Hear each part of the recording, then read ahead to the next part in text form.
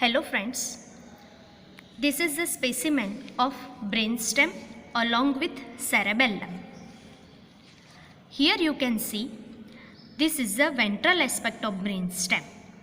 This is midbrain, this is pons and this is medulla oblongata. Together these three consist brainstem.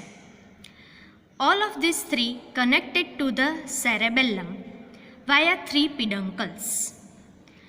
Here you can see this medulla oblongata. It is connected to cerebellum via this inferior cerebellar peduncle. This pons is connected to cerebellum via this middle cerebellar peduncle. And here this midbrain is connected to cerebellum via superior cerebellar peduncle. Now we will learn about the external features of medulla oblongata. Medulla oblongata, it is lowermost part of the brain stem.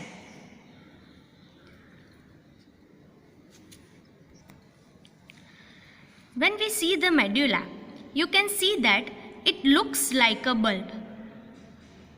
So, the another word for medulla oblongata is bulb.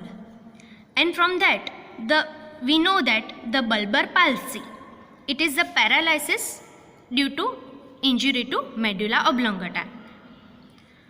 Now, when we see the ventral surface of medulla oblongata, we can see that in the midline there is a sulcus. This sulcus, it is the anterior median fissure. When we trace this anterior median fissure upward at its junction with the pons, there is a triangular depression. This blind point, it is a foramen cecum. When we trace this anterior median fissure downward, here you can see it is shallower. It becomes shallow because of the crossing of pyramidal fiber. So here it is the part of pyramidal decussation. Lateral to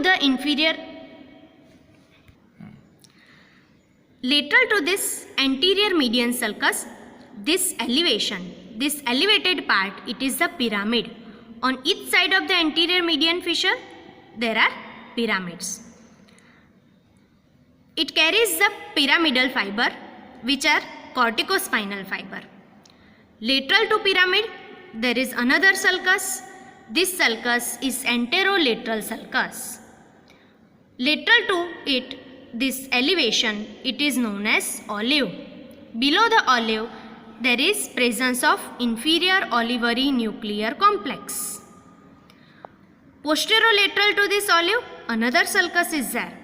This sulcus is posterolateral sulcus. It is also known as postolivary sulcus. Lateral to this posterolateral sulcus, this part, it is the inferior cerebellar peduncle. Now, we will learn about the cranial nerve attachment on this sulci. On this posterolateral sulcus, or we can say postolivary sulcus, there is attachment of rootlets of 9th, 10th and 11th cranial nerve. 9th cranial nerve is glossopharyngeal nerve, 10th is vagus and 11th is cranial part of accessory nerve. All these three nerves takes origin from this posterolateral or postolivary sulcus. Then after, the sulcus between the olive and pyramid.